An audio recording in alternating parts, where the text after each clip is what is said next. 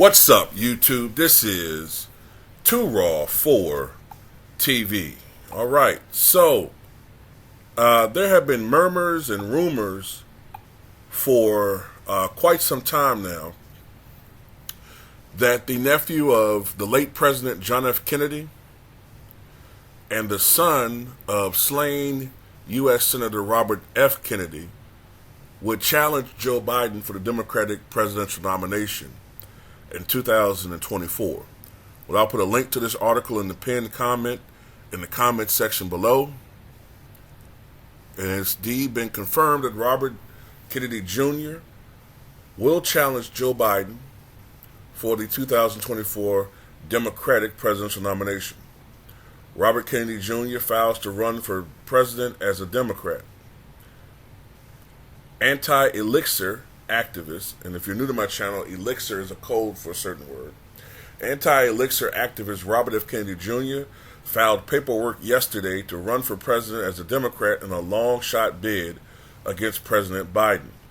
Mr. Kennedy, son of former Attorney General, later U.S. Senator Robert F. Kennedy, and nephew of former President John F. Kennedy, declared his candidacy for president by filing a statement with the Federal Election Commission. He joins self-help author and activist Marianne Williamson in a 2024 Democratic field that is unlikely to include any major challengers to Mr. Biden.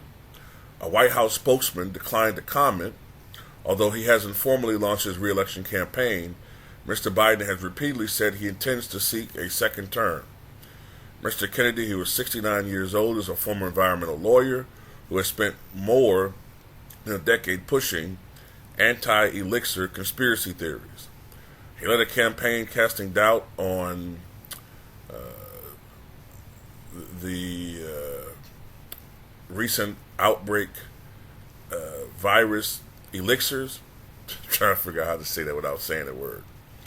And in 2021 saw his account removed by Instagram as part of Facebook's and later its parent company Meta Platforms Incorporated's efforts to crack down on false and misleading information about that thing that we had to deal with a few years ago.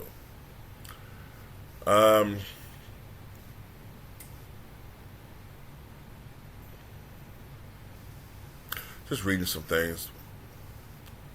Filings with charity regulators show that his anti-elixir group, Children's Health Defense, more than doubled its revenue to $6.8 million in 2020, the first year of the thing we had to deal with. Mr. Kennedy also released a book in 2021, The Real Anthony Fauci, in which he accused Mr. Biden's former chief medical advisor of helping lead, quote, a historic coup d'etat against Western democracy. Although he hasn't made a statement regarding his candidacy, Mr. Kennedy said on Twitter in March, if it looks like I can raise the money and mobilize enough people to win, I'll jump in the race. If I run, my top priority will be to end the corrupt merger between state and corporate power that has ruined our economy, shattered the middle class, polluted our landscapes and water, poisoned our children, and robbed us of our values and freedoms.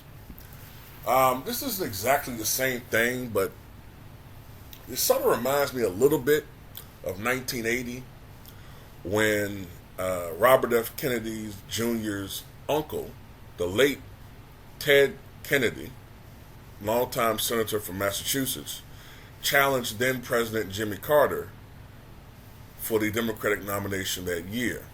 Now, of course, Ted Kennedy was a much more high-profile person, and he was a nationally known figure, having been the last surviving Kennedy brother, and having been a senator out of Massachusetts for 18 years at that time. He was still pretty young. He was 47, 48 years old. And while he did win some primaries and had some success, Jimmy Carter easily won renomination by the party.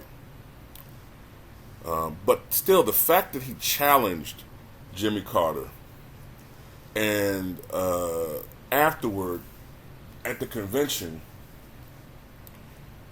he didn't really show enthusiastic support for President Carter.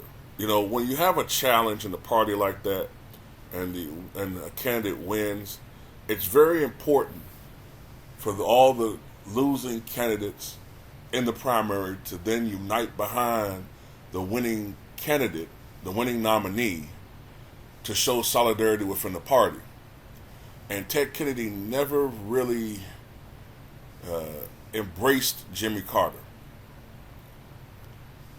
And that did play a bit of a factor into Jimmy Carter's losing, along with the corrupt bargain between the Reagan administration and Khomeini's forces when it comes to the hostage situation, the economy.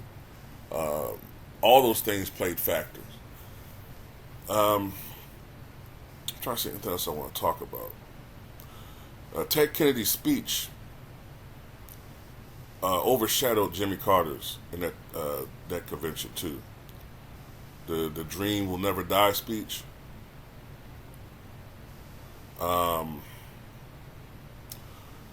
But you know, one thing that hurt Ted Kennedy nationally, while that was the only time he ever ran for president, was the whole Chappaquiddick incident. And if you're not familiar with the Chappaquiddick incident, this occurred, I believe, was in July of 1969.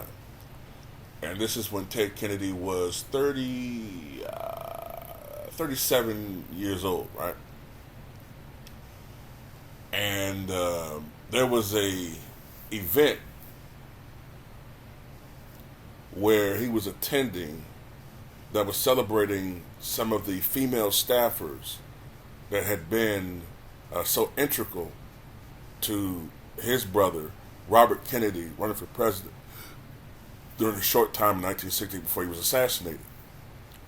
And a woman named Mary Jo Kirkpatrick, I think it was her name, Kirkpatrick, she was a member of that staff. So Ted Kennedy offered her a ride home. That woman ended up being dead by the next morning. And this is apparently what happened.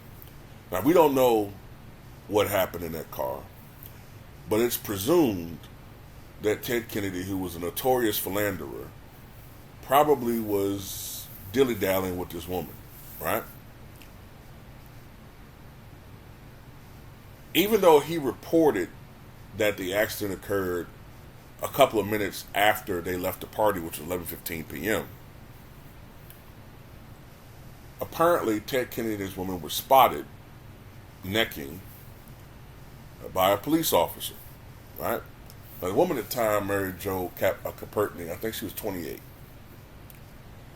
Ted Kennedy panicked. He was somewhat inebriated, and he tried to drive away from the police. And he drove down this very narrow bridge at a high speed, and the bridge probably swayed or whatever. He lost control of the car, and the car went into the water. It flipped over. Ted Kennedy was able to exit the vehicle, but the woman was not able to get out of the vehicle. She was pinned in somehow. And Ted Kennedy apparently, maybe he did try to rescue her, but she wasn't removed from the vehicle until sometime the next day. She had been dead for several hours by the time they reached her. As a matter of fact, I've read that by the time they reached her, rigor mortis had set in. So she had been dead for a couple of hours. Ted Kennedy never, ever served jail time for that. Nothing. Nothing. And many of the GOP party members thought that this was bullshit. And that goes to show the liberal bias in the media. He literally killed somebody. Got away with it. Maybe not intentionally. But there was really no penalty for it other than the fact that he couldn't run for president anymore. And then in 1980, he still ran for president. So anyway, I just want to throw that out there in case you never heard about it. Look, as far as Robert Kennedy Jr. is concerned, I don't think he has a snowball hell's chance of winning the nomination. When you look at the Democratic Party today, the Democratic Party is culturally more liberal than it's ever been.